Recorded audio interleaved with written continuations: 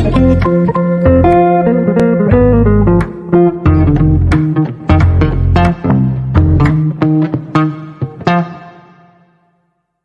that you stand for and that we stand for be preserved under the providence of God for the happiness of mankind. Trouble is caused by unthinking people who carelessly throw away ageless ideals as if they were old and outworn machinery. But it is the values of individual liberty, equality before the law and the supremacy of people over the state to which we can always with confidence return as a powerful and uniting force. Australia is not a secular country. It is a free country.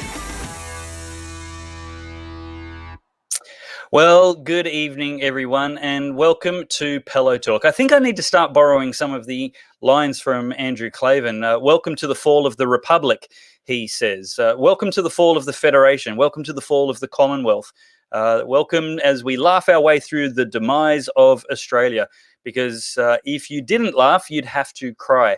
It's just getting crazier and crazier in this supposedly free land under a supposedly liberal federal government. Tonight, we're going to be talking about just how inverted reality has become. I'm certain, in fact, that we're living in an alternate reality. It's a parallel universe, perhaps. The laws of physics have been unraveled and abandoned, and there's no such thing as gravity anymore.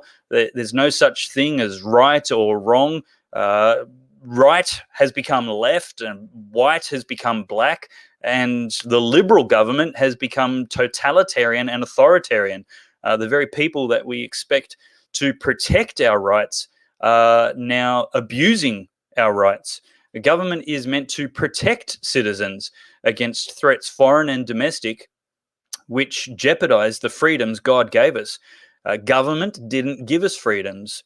God gave us freedoms. As the founders of the American Constitution and democracy said, these rights are self-evident. They are unalienable. And yet, Scott Morrison, bless his cotton little socks, is doing his very best, along with the various state premiers, to alienate our rights from us completely. And this isn't an indulgent, selfish little concern. My life isn't terribly uncomfortable in lockdown. My income isn't terribly affected by lockdown. My children's education isn't terribly affected. I'm okay. What I'm worried about is 25 million people whose opportunities to flourish and to even be healthy is being seriously jeopardized, as we'll talk about later tonight. But things are becoming so crazy. This isn't just me, that we've got celebrated prominent politicians from both the right and the left abandoning their parties and going, this is ridiculous. My major party is not the party that they promised to be, is not representing the values they promised to represent, is not made up of the people, giving the people that they promised to give voice to any voice at all. We're being totally ignored by the major parties. I wish it was different. I really want it to be different.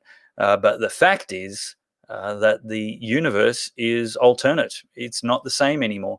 And so we need to go back to the drawing board and say what used to work doesn't work anymore. We need to be strategic and less idealistic about it. I'm having to reconsider my philosophies.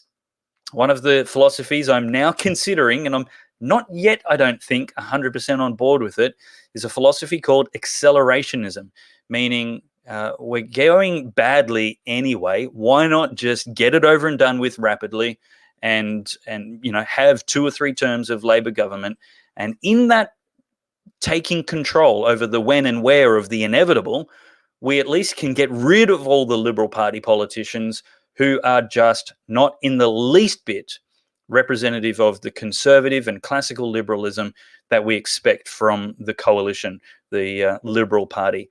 They're just far too polluted and infiltrated by radical leftists now, and it's time we did something about it. Well, one of those celebrated high-profile politicians who said enough is enough, had enough of these politicians who are ruining the party despite the presence of many good people in the party, is former Queensland Premier Campbell Newman, once the most popular elected Liberal in the nation when he was Lord Mayor of Brisbane. He then became Premier and had a devastatingly landslide victory against the Labor Party at that time. And at the very next election, he lost nearly all of that ground. But even in that devastating defeat, just one term later, he was far more popular than the current LNP government is. Than the current LNP opposition is. He was also far more popular then than Anastasia Palaszczuk was the last time she won the election. So he didn't actually do that badly in either election. But joining me now to talk about his reasons for quitting the Liberal Party in protest is Campbell Newman. We'll be posting more of these clips tomorrow because we actually had a fairly long conversation earlier today, and I'm just going to share about half of that with you now.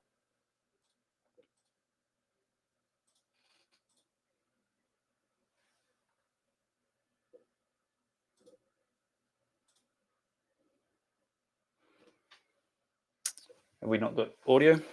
Sorry? Have we not got audio? Can you hear it? Yeah. I can't hear it.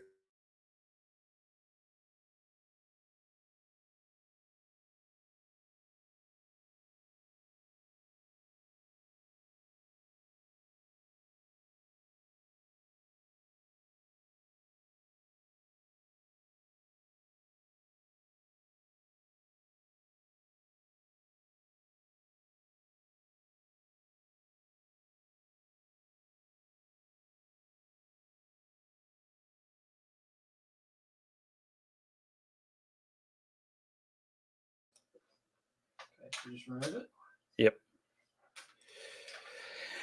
Okay, we're going to come back to that, to a small technical glitch. We didn't share it with the audio, but it'll just be a couple of seconds. It's very hard to find good help. And the reason for that is because we just don't have enough good source supporters. It's a great opportunity to say, if I could pay Matt, then he would be able to deliver this show properly and press the right buttons at the right time. So would you all please jump in and go to goodsource.news or davepellowe.com and actually just become a supporter. Chip in $5 or $10 a month, and we're going to be able to get the staff that we need to be able to produce a quality show instead of scraping the bottom of the barrel for the dregs that we have to put up with. I'm sorry, Matt, you're actually a very good volunteer. Have you got the technology okay yet? Thanks for bearing with us, everyone. We won't be long at all. You on top of it, mate? Not so much? Okay. Oh, that's all right.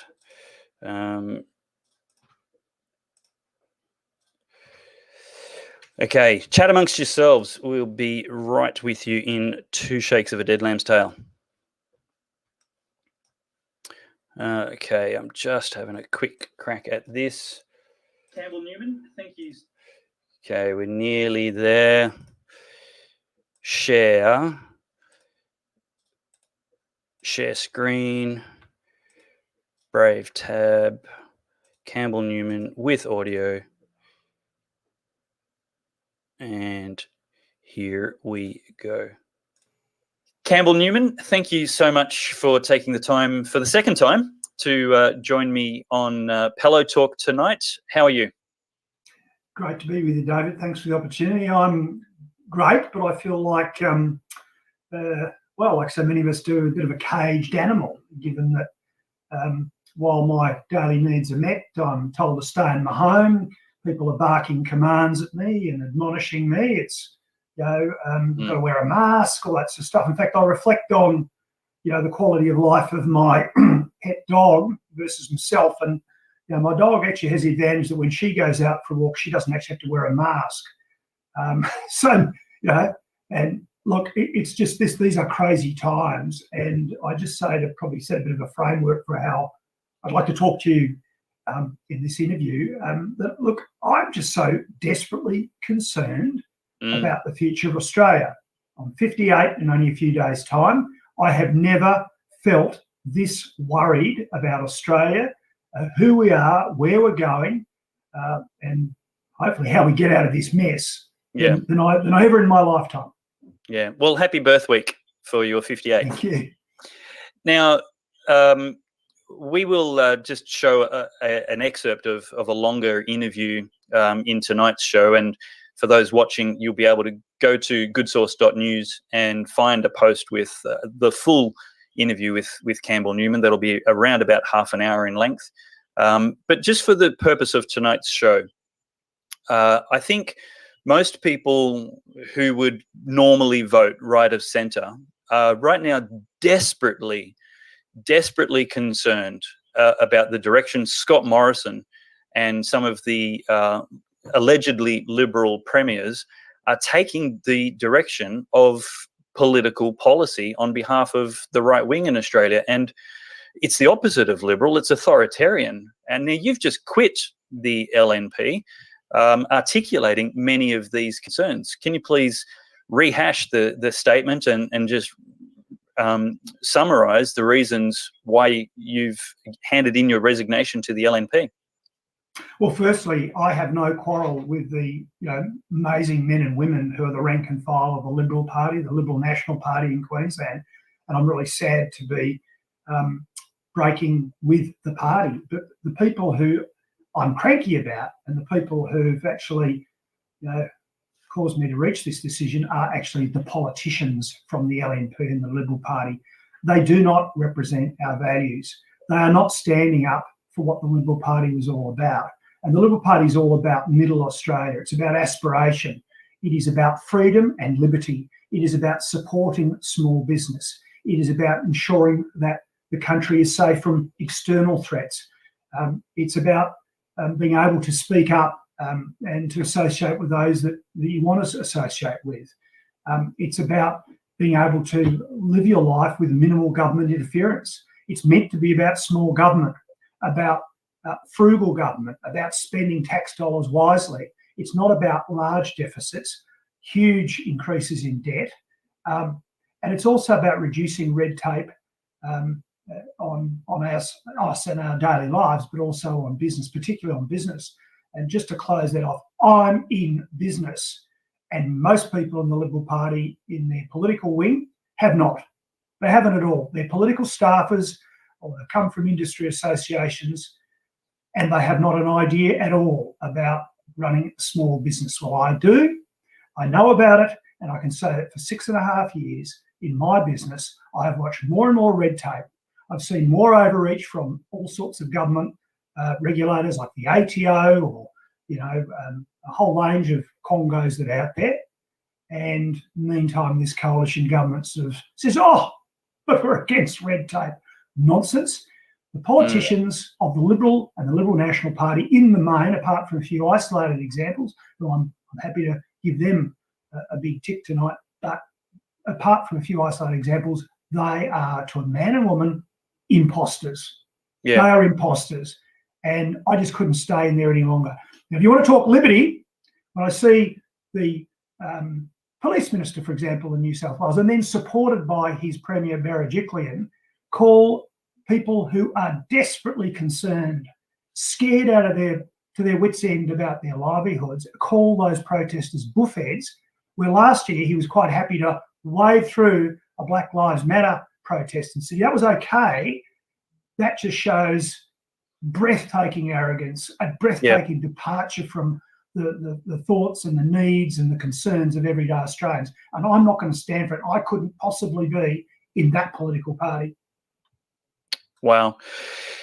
Do you think there's any hope for the Liberal Party, the LNP? I mean, you've left, and so the answer may be self-evident, but it's possible that it's different for you than it is for the average person. Do you think an exodus from the Liberal Party would help solve its problems right now?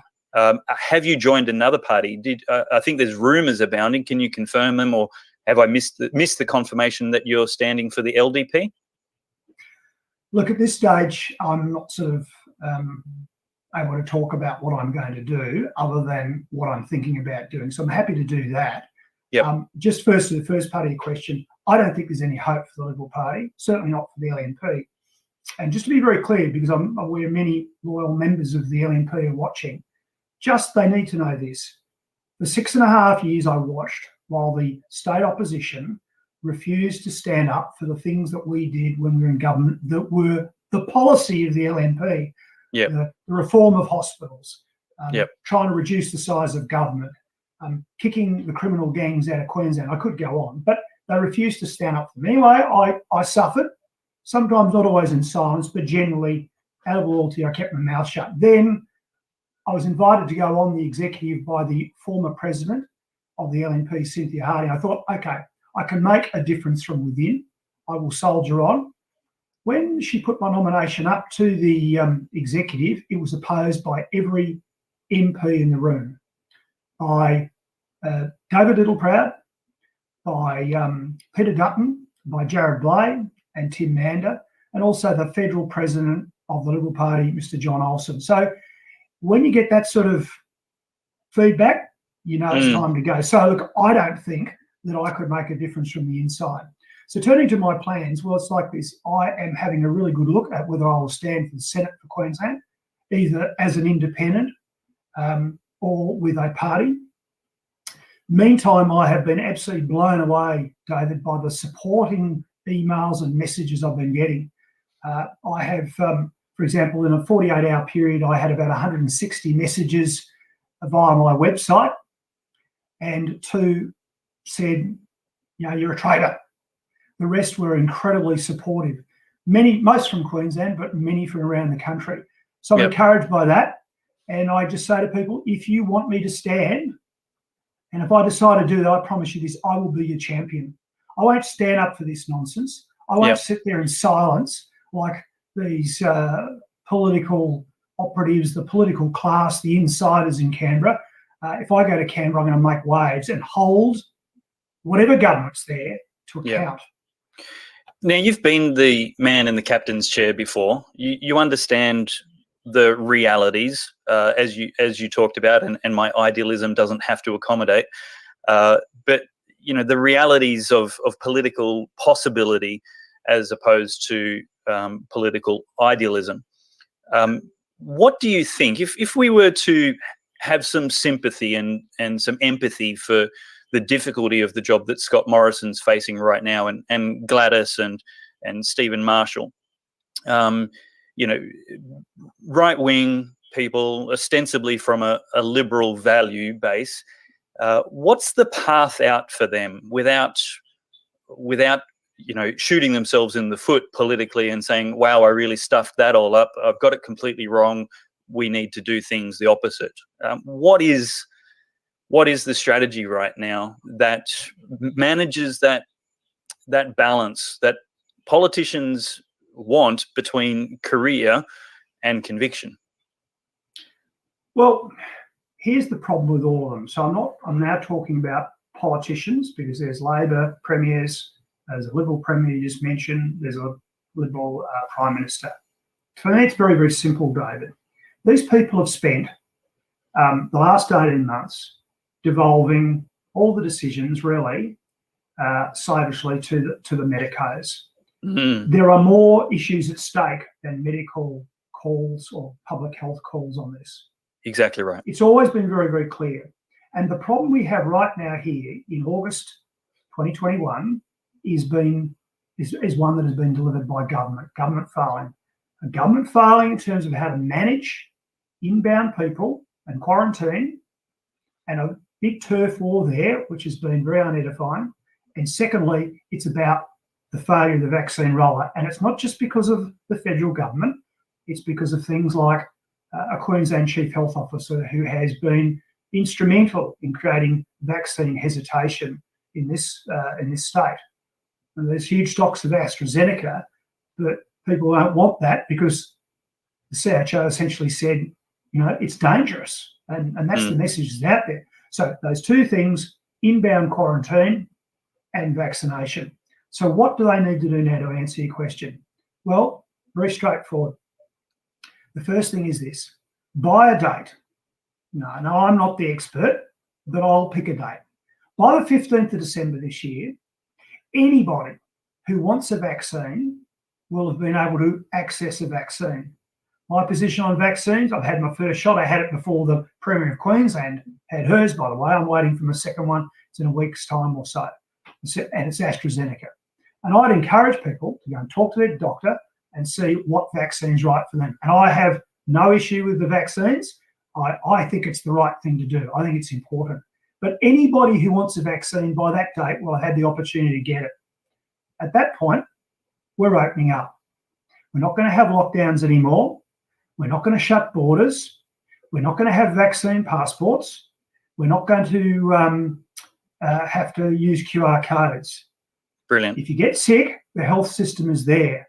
We have a great health system in this country, and we will do everything to look after you. And we're going to tell you that, you know, the consequences of getting sick could be grave in some isolated case, in a small number of cases. And we've seen that overseas, that people could get quite sick.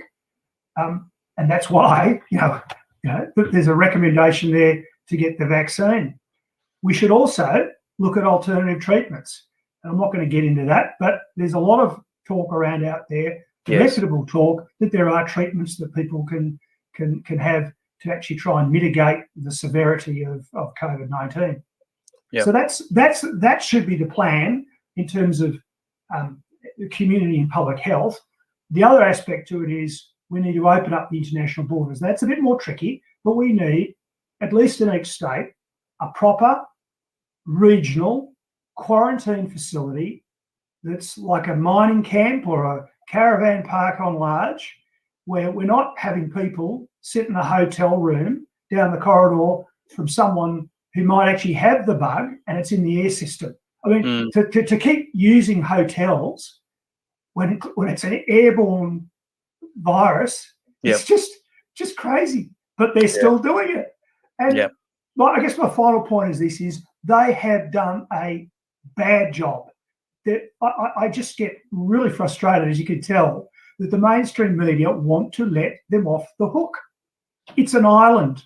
We could have done better. We should have done better. Again, the problems we have today here in Queensland are due to the failings of the politicians and the bureaucrats, and so on and so forth. New South Wales and Victoria. Don't let them off the hook. Demand better. It's our tax dollars. And this has to happen, by the way. This plan has to happen because at the end of the day, the people who are being pulverised into the dirt are small business, and they will not survive. They will not survive if we don't do this. And they pay the taxes. And you public servants and you politicians, you know what? You work for us. Let's just go and deal with the specific. And you were sort of alluding to this. Take the very many calls for Dr. Young's made. Well, I happen to know right now that blood supplies in this city of Brisbane are incredibly scarce. The Director of Medical Services at Greenslope Hospital this morning put out an email telling medicos involved in the hospital, coming in outside medicos, saying, you got to be careful, save blood. Don't, you can't use blood. Wow. So what happens if they haven't got the blood group required for a particular patient? What happens if someone dies because the blood supply at that point in time runs out? Now, God forbid that should happen, but that's collateral damage. The point you made, David. This could be fought, and in the interests of our freedoms and liberties, the LNP should be fighting it. And if they won't, I sure as hell am going to. Yeah, and this is really the point: is that freedoms and liberties aren't selfish indulgences, and this is something we on the right super struggle with.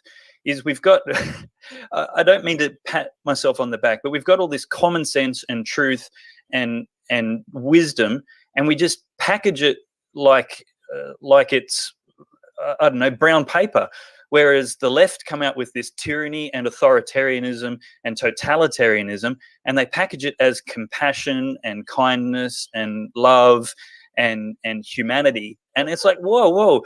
The lack of freedom and the lack of liberty is killing people. It's stopping people donating blood. It's stopping people get early cancer and heart disease and stroke and mental illness detections. We are actually killing people with government policy designed to be kind. David, many people may have seen this by now. I don't know if your viewers will have, but a 63-year-old man was arrested in the City Botanic Gardens in Brisbane in the last few days. Supposedly resisted arrest, but in the video it all looks pretty calm to me. They put handcuffs on him, and at some stage later, before they left the gardens, he has some sort of seizure, or anyway, he's on the ground, can't breathe, etc. Now, just stop right there. Why did he have to be arrested? Why did they have to put handcuffs on him? Why did they issue an infringement notice? Why didn't they issue something that I believe they still do, which is called a notice to appear? In other words, the magistrate's court. Why? And just hang on, he's 63 years old, okay? I'm almost that old myself, but he's in the group we're meant to be protecting. Yeah.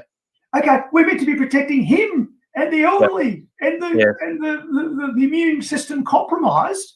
And here we are, cardiac guy who then has some sort of life-threatening event. Now, the Queensland police are going the same way as the Victorian police. They are just getting full of themselves on this stuff. They're just really getting right into the moment.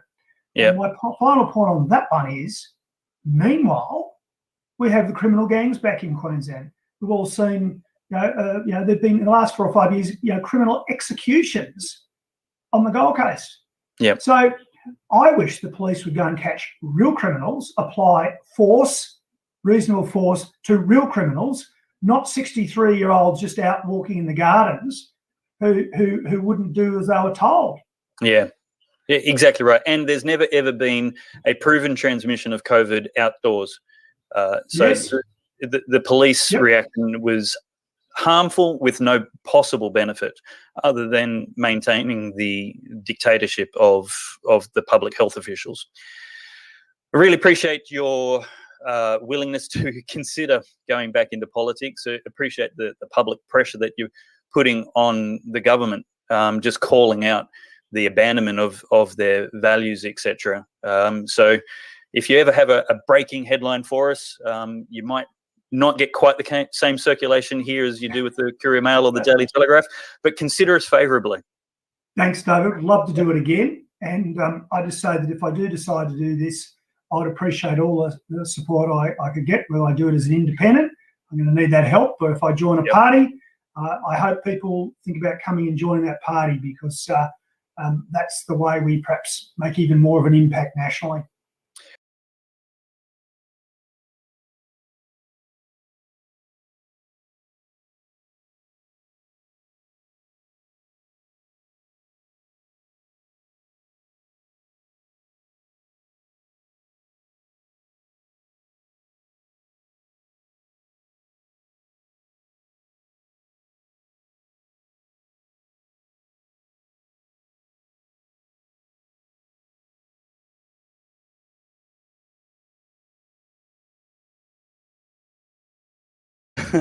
Now Mike is muted.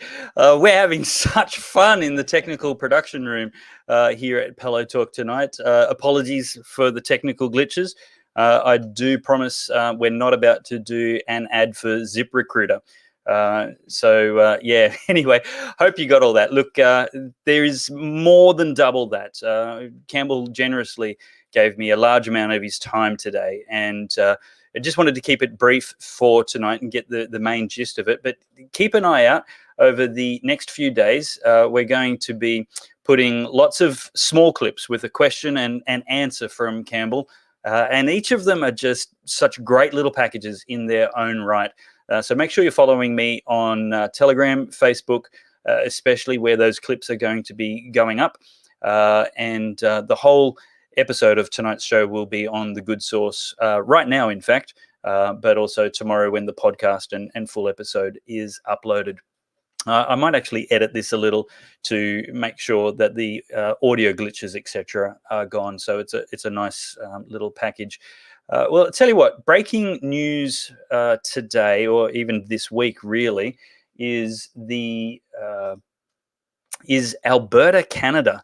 We've actually seen some amazing new happenings there, and that is that the government there has basically said, hey, you know, those rules everyone in the world has been claiming was run by experts for the last few years, out the window.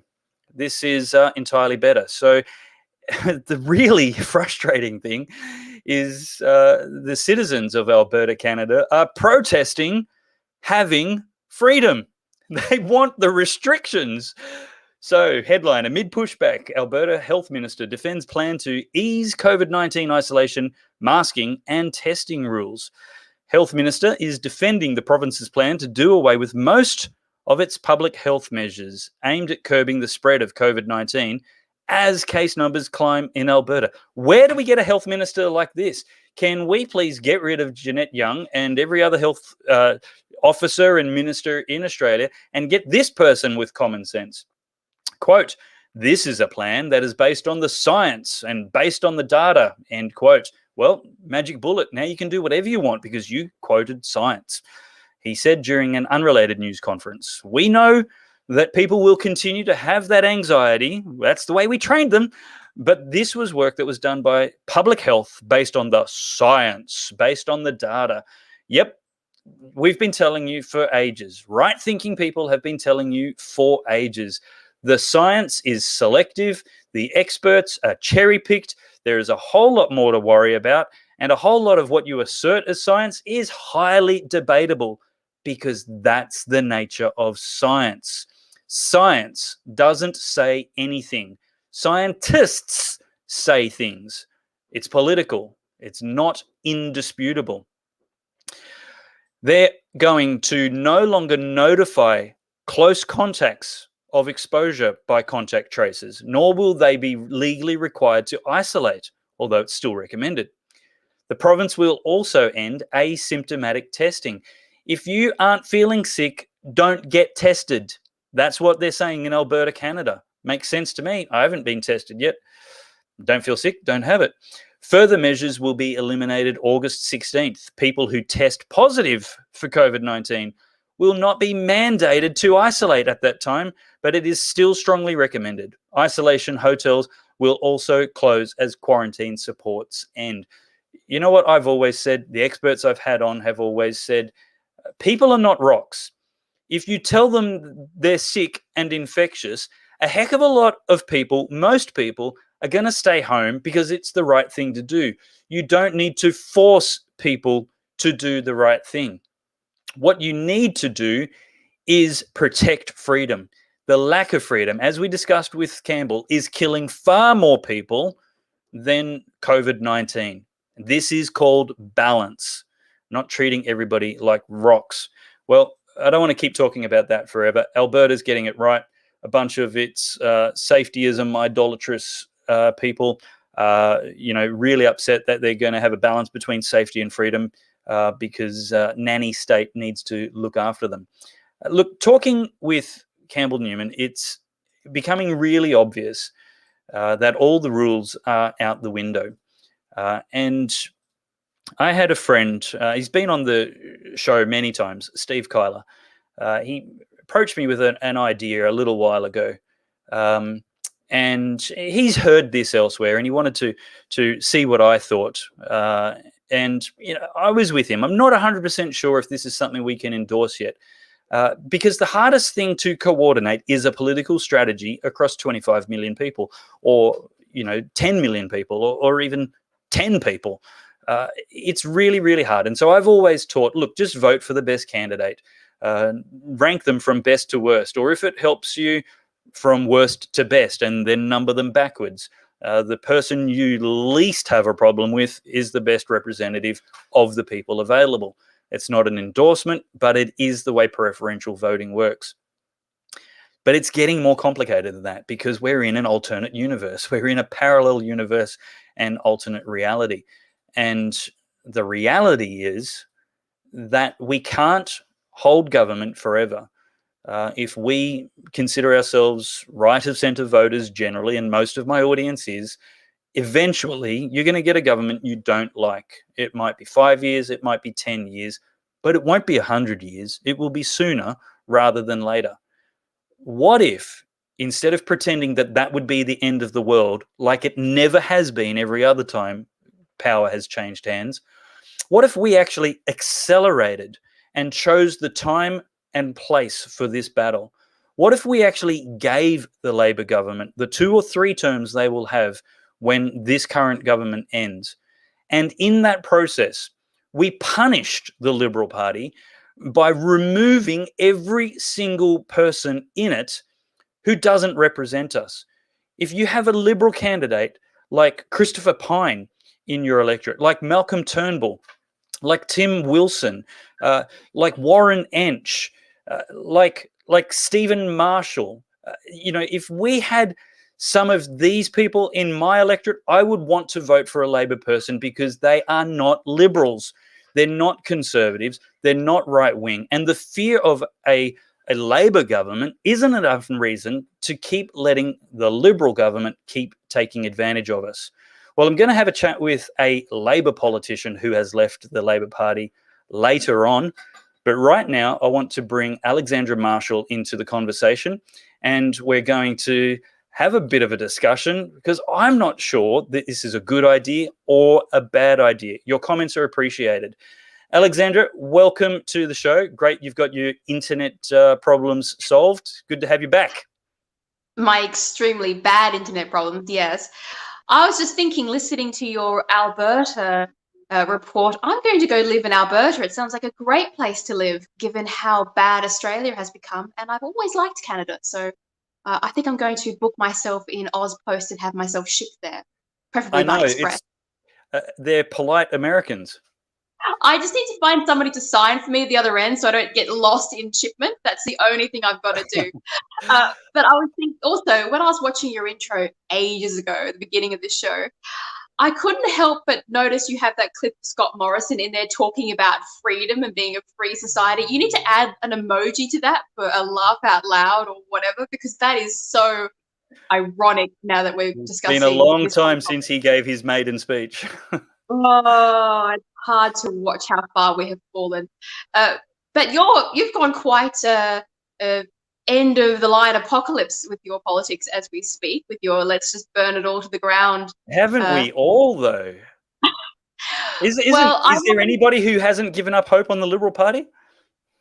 Look, I've always been of the opinion of just because Stalin is bad, don't vote for Hitler for punishing him. But I will come and support you with your idea of using the vote to punish the Liberal Party, because they absolutely need to be punished for what they have done. So my slightly modified version of your pitchforks and storm the revolution is to vote for the minor parties that are conservative, to pack the House with lots of independents and minor parties to make the pushing of legislation an absolute nightmare for whichever major party holds power. Because if you give Labor a complete mandate, just wait and see what they push through. You're much better off to bring it to a head. You're much better off to bring it to the head and make it very difficult so the people in power have to argue their case. And the more they argue their case, the more obvious it's going to become to everybody that they have no argument. Vote for minor parties. It doesn't matter which minor party, preference all the minor parties ahead of the two majors. And let's see what that looks like. Just pop up Deus Volt's last comment, Matt. He says he'd rather vote for minor parties, just like you're saying, Ellie. Let me get this exactly right. I'm not saying put Labor at the top of the ticket. What I'm saying is a combination. Absolutely. Put all of the best candidates first, all of the good ones.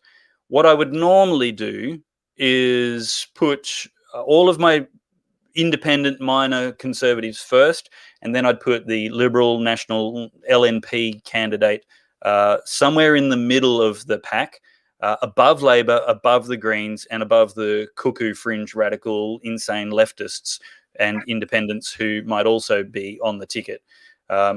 Greens always at the dead set last bottom. Just if you don't know why, ask me later. I'd love to tell you.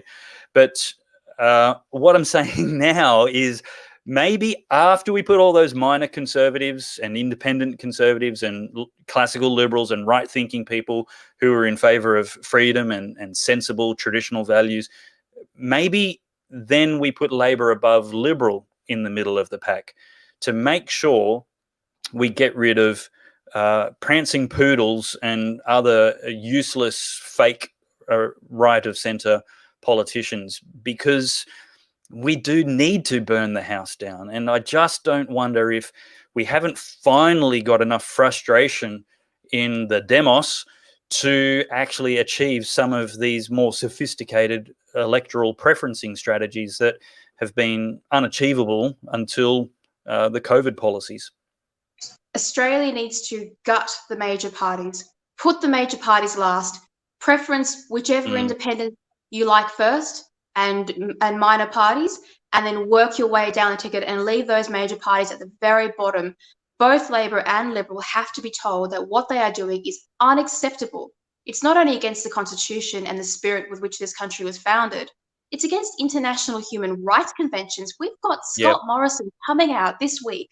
He knows that he can't introduce vaccine passports without coming awry of various agreements and treaties that he has signed. So he's putting pressure on the states to issue health orders to make private companies discriminate and segregate based upon medical status. Now, a good prime minister and a good leader would not try to find loopholes and ways around human rights agreements. It's just unbelievable what we are seeing happen to our Conservative Party and also to the Labor parties in the States, who are just as bad. Yep. Naughty Design says acceleration is stupid, with a ironic spelling.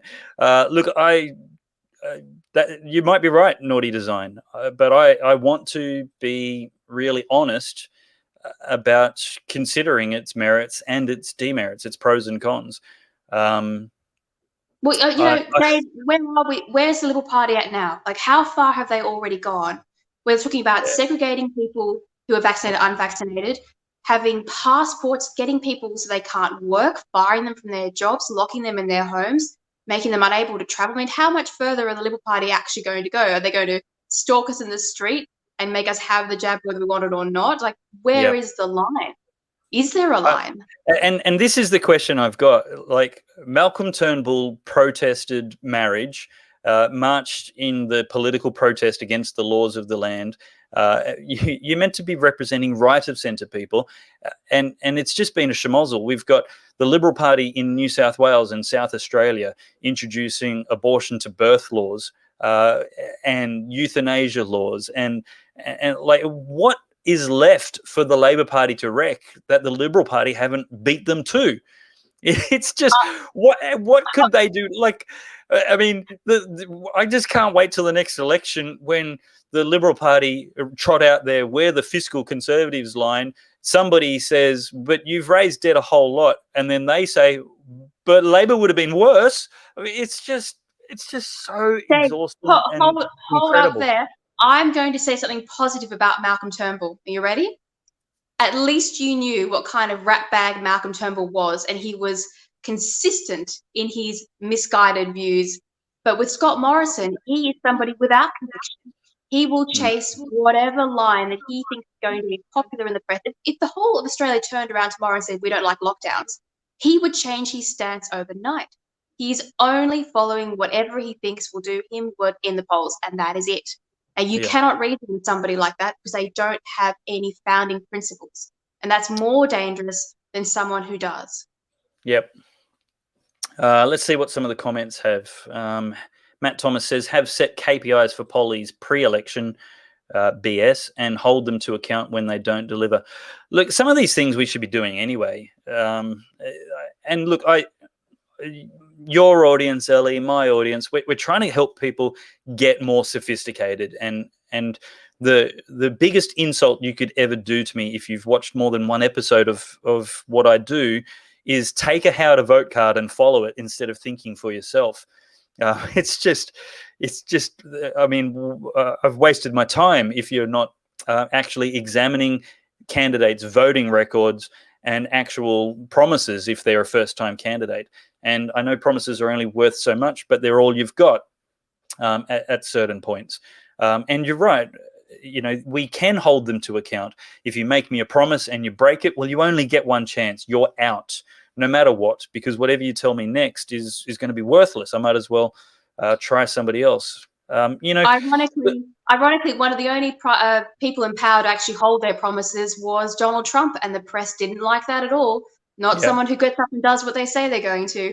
But one of your viewers just left an interesting question about Scott Morrison returning for the G7 and going a little bit different to when he started out.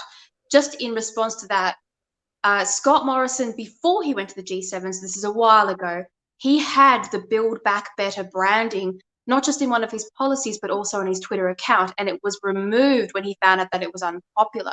So Scott Morrison hasn't so much changed his mind from attending the G7. It's just that he now feels that he has enough public support to change his rhetoric, which goes back to what I was saying before. He will follow the narrative that we put in place. So if people keep begging to be locked down and begging for vaccine passports to be safe, then we are going to end up with a totalitarian state in no time. Yeah, look, one of the arguments for accelerationism, when I was in Family First, we got to choose some, I was part of the team that considered where our preferences would go, both for values reasons and strategic benefit of the nation, as well as strategic benefit of the members to see, what would help us get more influence and more, electoral chances. One of the things we decided was that there were a number of LNP or Liberal federal members who needed to go. One of those was Wyatt Roy. And so the preferencing strategy we came up with did help to contribute in ending Wyatt Roy's career. He lost, a Labor member came in, but the next time the electorate of Longman pre-selected a candidate, they pre-selected somebody of substantially better caliber and conviction and conservative credentials than the rose, the dead fruit that Family First preferences had helped to prune. The regrowth was healthy and sweet. And that's the current member, Terry Young. Much better record. Wyatt Roy was a Malcolm Turnbull light, little Malcolm. And it was just fantastic to get rid of him. And that's what I guess is the hope of accelerationism. If we get rid of a lot of LNP coalition members, the worst of them at least, there's a very good chance that the regrowth is going to be better. Look, I don't think it's entirely stupid, and I'm not 100% sold on it. I'm just wanting to chew the cud. You're just sharpening the tips of your pitchfork to see how it looks in the light. That's all you're doing. Speaking of acceleration, have you seen the new COVID shield document that the Federal Liberal Party have released about? No, I haven't. This is their brand new COVID policy they've finally unveiled. And in it, it includes this idea of hunting down and finding any dissenting conversation or mood shift related to vaccinations and making sure that that is corrected as quickly as possible by sending out public officials and personalities and coercing the media to change the narrative. So basically now we have wrongthink being outlawed by the federal government. And if you dare to have a dissenting opinion, you will be tracked down and recorrected one way or another. And I don't think that the federal government should have any say and any opinion on the public conversation. That's not their role. That's not what they were elected to do. And yet here we are having them protect their bad policy with coercion. How are they what, physically turning up at my house or something to correct my opinions, or is it online? The document is unclear. Let's put it that way. It's more of a framework for how they are intending to address matters of dissent. So you have to go and read the document, but like all policy released, it hasn't been ironed out, it hasn't been specified, but there's definitely the intent to suppress dissent. Sorry to get distracted by you, but Kimberly Hone, a great worker in the Family First Party, I think you're on the state executive as well, Kimberly, is running for pre-selection for the Nationals in the seat of Richmond. Yeah, I think so. If I've got the right Kimberly Hone, I think there's only one. If you're in the seat of Richmond, look up Kimberly, ask her what she stands for, and if those values match you, that's going to be a potential good candidate to put near the top of the ticket. Yes, in your burn the house down philosophy, Dave, if you do live in an area where there is one or two good Liberals or Nats left in the party, and there are a couple, you can still vote for them. It's more about being extremely careful who you vote for. It breaks my heart to not be able to support the major right-wing party, and there's so many good people in it. They're not right-wing. They're not conservative. That's true. They're just simply not. That's true. Kimberly makes the joke that I always make about my little brother, Josh. I call him my little bother. I think she's returning the favour, calling me a bother. Good on you, Kimberly. She corrected it with a typo after that. So funny. Is that what your article is about tomorrow that's coming out on the Good Source, Ellie? That policy? I mentioned it in one line. Unfortunately, the Shield came out just as I was finishing that article. My article tomorrow is predominantly about emergency legislation being more dangerous than the emergency itself. And so it's about how powerful the emergency legislation is, what its intention actually was when it was written, and how far politicians have come in misusing emergency legislation to expand their power. And as I point out in the article, the whole purpose of emergency legislation was to deal with scenarios that were impacting immediately, where there was no time for parliamentary process to catch up to something. This is things like there is an asteroid coming, we need to evacuate Sydney. There's been a terrorist attack, we need to evacuate the space. Things like that, which are immediate and short-lived and do not represent a permanent or major change to our laws. Emergency was not meant to be a way of drafting and erasing privacy laws or locking Australians indefinitely up or ruining the private business. That's not what it was about, and yet that is what we are seeing. And what the article is essentially about. So read it. I'm getting harsh. I think I'm getting cranky in my old age where I'm no longer writing peaceful pieces. They're sort of getting a bit pitchforky. We're all getting cranky now because, I mean, why wouldn't you? I mean, there's just that much anger at the people we elected to represent us, we elected to protect us, and they are turning out, as your article is going to point out, to be the bigger threat than the threats they're meant to protect us from. It's just insane. I had a particular go at Scott Morrison. I had a particular go at Scott Morrison for getting up in front of the cameras and pointing at healthy Australians and calling them and branding them a risk to public health, and then singling them out as a point of division, because what he did there was incite part of the population to attack and victimize another group of Australians. And that is unforgivable for a leader of this country, particularly a Conservative. Yeah, absolutely. Well, best let you get back to writing. Thank you so much for joining us on Pellowe Talk tonight. We'll try and have a longer segment with you next week if you're available. I will be here, Dave. Don't you worry about that. And thank you for having me on. All right. Thank you very much, Ellie. Good night. Well, that's Ellie Melly, Alexandra Marshall. You can find her on Twitter at Ellie Melly. There's the details there. And, of course, on the Good Source tomorrow night, you'll be able get that article from her. That'll also be in the podcast, of course. That's going to be great to grab that article from her. Well, coming up finally on Pellowe Talk tonight, we have an interview with Jack Snelling. But first, I'm just going to read a little article, a letter from Andrew Evans. Andrew Evans is the founder of the Family First Party. And I've done an interview with him a long time ago, very senior gentleman right now. And he says, "It is with mixed feelings that I write to you. Just over 4 years ago, after 16 years of keeping anti-family legislation from succeeding, Family First merged with the Australian Conservatives on the promise that they would continue the fight.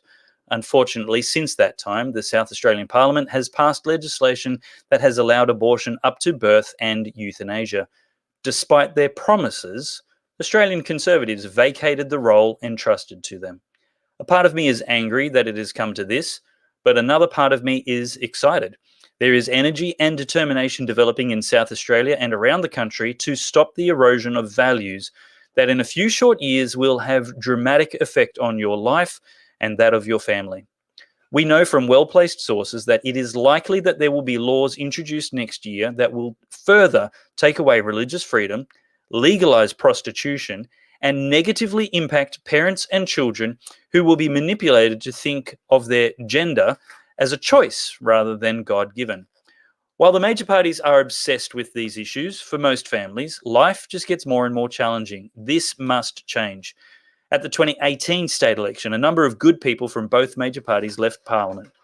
They were replaced by people who do not understand the needs of families and are fueled instead by an ideology designed to change family life as we know it.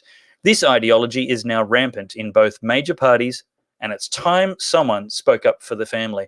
I'm reading a letter from Andrew Evans, and that's available for you to read at familyfirstparty.org. I continue. Quote, "We also need to repair the parliament. We need to get good people elected and help remove those who don't vote to protect families, our traditions and our freedoms. In my view, we have been let down by the current Liberal government. We need to change the culture of that party and reform the culture of the Labor Party. I and others have concluded that the best way to change the parliament is to relaunch and rebuild the Family First Party. You will have seen that Jack Snelling and Tom Kenyon, both former Labor ministers, are part of this effort, and we will be joined by others from the Liberal Party as well. I sat with Tom and Jack in state parliament, and I can vouch for their character and their convictions. The reformed Family First Party will be focused, as always, on the family, but the strategy will be widened to not only include getting Family First members elected, but also on getting good people from both parties who share our values into Parliament through our preferences. As you read this, work is underway, but I need your help. Our first job is to sign up 200 members, and you can do that at familyfirstparty.org. I want to encourage you. I'm not promoting Family First above and beyond all other minor parties and independents. What I do want to encourage you to do is to actually look far beyond the major parties, because they are just so far from the values that they are founded upon, both of them. This isn't a partisan appeal. This is a common sense appeal. Will you just agree with God? Will you just agree with objective morality instead of political loyalty? Political loyalty is always misplaced and eventually betrayed. The best thing to do is to remember they work for you and continue to demand that they do the job properly. Matt, have we got that clip just about ready? Good to go? All right. We are going to give our volunteer producer another crack and see if we can't find a reason to fire him. Let's have a look at this interview from Jack Snelling. Jack Snelling, welcome to Pellowe Talk. Thank you so much for taking the time to chat with this rusted-on right-winger. That's an absolute pleasure, Dave. Your main reason for starting Family First isn't got nothing to do with religion, is it? I mean, we're certainly concerned about the direction of things in South Australia. We've seen the current government introduce legislation to allow for abortion on demand up to birth, to allow for euthanasia. And we're now seeing them circulate legislation that will take away the exemptions that exist for faith-based organisations in the Equal Opportunities Act. So we'll take away the right, for example, of Christian schools to employ teachers whose values are in sync with the school and who come from the faith tradition of the school. My kids have gone to Christian schools, and the fact that all the teachers are practicing Christians is integral to the whole ethos of the school. And to see that taken away, I think would be something very bad. And something, it's the reason most parents at that school, at those schools we've sent our kids to, have done so. And I can't believe that we're seeing this coming from a Liberal government. Well, from this Liberal government, it's just the latest in a shocking array of radical left policy positions. So unfortunately, we perhaps shouldn't be surprised. But tell me, is your plan to legislate positively for religious freedom, or is it to maintain the status quo and not unwind some of the existing things? That's a good question. One that requires a lot of thought. I think in the first instance, we're sort of, to be honest, a reactive party. We're seeing what's happening, and we really want to stop and try and bring some influence to bear on the government. I mean, the thing is, my perception is that both Labor and Liberal parties, the Labor Party doesn't believe Christian votes can be won, and the Liberal Party doesn't think Christian votes can be lost. And until Christians are prepared to basically swing behind people with values, people who will protect their freedoms, we're going to continue losing these battles. We had 5,000 people march in the Walk for Life in Adelaide. The numbers of people who wrote to MPs opposed to the abortion to birth legislation, as opposed to those who supported, would have run, I would say, 99% of letters to MPs were opposed. Wow. On the contrary, the protests in favour of the legislation scraped together a few hundred people at most. Wow. And yet, members of Parliament, put through in overwhelming numbers this radical legislation. And I think that needs to be a wake-up call for us. The old party political allegiances and tribal loyalties can no longer apply, because the direction this debate's going is from one of licitness, from allowing things like abortion to birth and euthanasia, to one of being compulsory or taking away freedoms. So the rights of Christian doctors to conscientiously object from things like abortion and euthanasia are being removed. The rights of Christian faith-based hospitals to not have those procedures in their hospitals and being forced to refer are being removed as well. Moves afoot to take those things away. Yep. And unless we start thinking very, very differently as Christian voters, we're in a lot of trouble. Yeah, you're 100% right, and you're exactly saying what I've been saying for many years, and that is you can't judge a vote based on the person's party. The Liberal Party has taken Christians for granted for far too long, and if we continue to facilitate their confidence, they will continue to take us for granted and continue to lurch ever further towards far left policies and further away from good traditional standards. Now, tell me, I've got so much I want to talk to you about. I'll have to have you back for a long form interview one time if you can, with a little bit more planning and notice. Thanks for being available at short notice today. But let's try and keep this answer short, because I want to respect your time and we can talk more at length about it. But on the topic of religious freedom, there's a great school of thought that says status quo legislation is okay. What we have to do is unwind some of the weaponized legislation, such as the anti-discrimination tribunals, bent towards curbing traditional values, Christianity, and the expression of other such sentiments. What are your thoughts? Can that egg be unscrambled?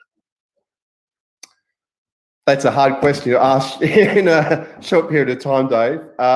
Look, we'll have a longer conversation about it. Yeah, I mean, there are two schools of thought, and I think there's merit in both sides. I mean, there are arguments against using essentially using anti-discrimination legislation to proactively protect Christians and protect faith. And then there are those who would say, well, actually, the problem is this legislation, full stop, and we shouldn't be adding another layer of this another layer onto this already complex legislation. I'd probably fall more into the former camp, to be honest. I think at least strategically and politically, our best bet is to use these protections to also protect freedom of religion and to ensure that there's rights to conscientious objection. But there will be people who disagree with me, and look, we can disagree in good faith, but I think at the moment, really, the key battle is we at least need to stop the slide that we're seeing into these things, getting worse and worse, and getting to the point where, in effect, it's going to be, I would call it's heading towards the criminalisation of Christianity. And we've seen that in Victoria, where just traditional sexual teaching, is for all intents and purposes criminalised, and that's really dangerous for Christians. Sure.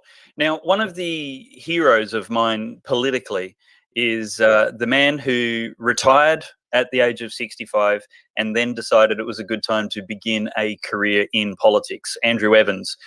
He started the Family First Party and was very successful in his retirement career. And that's the kind of retirement I think we should all aspire to, making fantastic changes for the residents of South Australia and Australia generally. A great legislative achievement record for a minor party. In my role, former role, many years ago as a state executive member of the Family First Party in Queensland, we came under criticism quite frequently for the strategic preference deals that we made. And it was a constant battle for me to educate people, you control your preferences.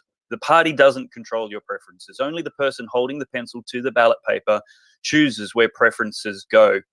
However, if there is a benefit to the members if we can do some strategic preference deals. Can you give us an indication of what kind of preferences you would generally be considering at the moment as a former Labor member? Will they be mostly towards those on the right wing of the Labor Party? Will you be preferencing traditional family value candidates, whatever side of politics they're on? Or what kind of deals are already in place, and what I guess that's a question everybody in South Australia is going to want to know. If they follow the Family First How to Vote guide, where are your preferences going to be directed, generally speaking? One thing we've made very, very clear from the outset is we will not be doing a preference deal with either of the major parties. I think in the past with Family First, it's been a bit of a mistake. They've prioritised getting someone elected, getting a legislative council elected, over and above the influence that they might have in lower house seats and encouraging good people into Parliament. For example, my colleague Tom Kenyon, in his maiden speech spoke out against abortion, and the best he could get out of Family First was a split ticket, and the other elections they preferenced against him to the Liberal candidate. Was the person he was against also against abortion? The person who's taken over from him in the seat of Newland, voted for euthanasia and for abortion. That's the Liberal person. That's the Liberal candidate who won at the last. Now, let me interject here for the sake of you having somebody else say it. If you've got a Labor member who is pro-Christian values, anti-abortion, anti-euthanasia, anti-prostitution, and you have a Liberal Conservative member who's pro-abortion, pro-euthanasia, or just not actively opposed to them, you have to vote the way Jesus would use your vote, and you have to vote for the best candidate with the best set of policies affecting these essential, critical, existential justice issues. And so for me, if that was my vote, I'd be voting for the pro-Christian values Labor guy long before a anti-Christian values Liberal guy. I couldn't agree with you more. And I think what happened in the past is, and this is not a criticism, it's just reality, but in the past, Family First would say, well, the most important thing we can do is to get someone elected. And we get someone elected by doing a preference deal with the Liberal Party, whereby they give us their preferences in the Legislative Council and we preference them in the lower house. Now, right. Tom and I are coming at it from a very different perspective. We think we can have a lot more influence through our preferences in the lower house and preferencing against sitting members who have voted for abortion of birth, voted for euthanasia, voted for prostitution. And we think that's the way that we can send a clear lesson to those who hold the levers of power that, Christian votes are there to be won and they're there to be lost. And they need to think very, very carefully about what their approach on these issues, particularly as we move on from just allowing things to actually requiring things. As it moves from just being a policy of licit or licit allowing things to happen to you must do this, you must refer for abortion, you must refer to euthanasia, you must employ atheists in your school, you can't discriminate in favour of practicing Christians. Yeah, no. Look, there's nothing more fascinating to a generally right-of-centre Christian conservative than a generally left-of-centre politician with Christian values, especially on social issues. So you're a creature of fascination and exotic appeal, Jack. Thank you very much for the conviction and courage that you're showing for these values. They're much neglected in the political landscape at the moment. And, the theme for tonight is just all rules are off. It's like the laws of physics have been suspended and we're in an entirely different universe. Couldn't agree with you more. I mean, things have just changed so much just in the last 3 years. And really, Christians and people of goodwill, and it's not just Christians. These things affect people of all faiths. That's right. Need to really seriously think, rethink about the way we vote, and to be far more strategic in the way we do it. Yeah. Well, Jack Snelling, thank you very much, and I look forward to making a longer appearance in your diary in the not too distant future. Thank you. Look forward to it. Well, that was Jack Snelling, and the next South Australian election will be held on the 19th of March 2022. That's just 3 weeks after the next Church and State Summit. Now, the current Premier of South Australia, Stephen Marshall, and his Attorney General, Vicky Chapman, they belong to the Christopher Pyne faction, about the most leftist creatures in politics you could find. And they're in the Liberal Party. You need to think very, very seriously. If you're in South Australia, if the Liberal candidates or members of Parliament in your electorate truly represent your values and if they truly deserve your primary vote. We've seen the South Australian Liberal Party this year make headlines for all the wrong reasons. Not only a raft of terribly unjust human rights abuses posing as laws, but even their proactive mission to expel and reject Christians from the party. This is not the party that you can vote for. Now, you maybe should become a member of the party to help influence it, to help change it, to help get better people into the pre-selections and get rid of some of these incumbents and other leftists that are trying to take over. But be aware that will be a game requiring patience and maybe a decade's worth of it before you will actually see any fruit for it. But that's a very important job because right now there is no alternative major party. We really do have to just create some kind of logjam in Parliament by having so many minor parties and independents that passing vast amounts of legislation is just difficult. And government should move slow. It should be small. There shouldn't be easy for one party to rule with absolute recklessness, as we see being so common. It doesn't need to be easy for politicians. It needs to be slow, it needs to be hard, it needs to be careful, and it needs to be deliberate. So I'd encourage you to have a consideration of Pauline Hanson's One Nation Party, the Great Australia Party, Family First Party, and there's so many other right-thinking people who are putting up good candidates, far better than the current Premier and his cohort in South Australia. It's a great piece of advice to follow all across the nation.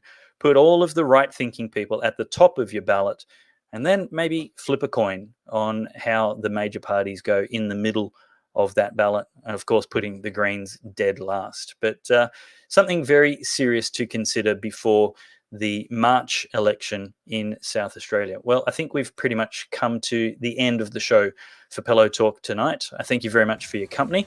I thank you very much for your support, donations that have come in even during this show tonight. Very gratefully appreciated. Apologies again for the technical glitches. We're looking forward to having more infrastructure and support. I'm going to have to show you some photos of the studio renovations going on at the moment. We're changing the storeroom into an office and production room, which is exciting. And now we just need to find somewhere to put everything. But right now it's on the production floor. But that's it for this episode of Pellowe Talk. And we will see you next week at the same time. Good night. Today, we need a special kind of courage. Not the kind needed in battle, but a kind which makes us stand up for everything that we know is right, everything that is true and honest. We need the kind of courage that can withstand the subtle corruption of the cynics, so that we can show the world that we are not afraid of the future.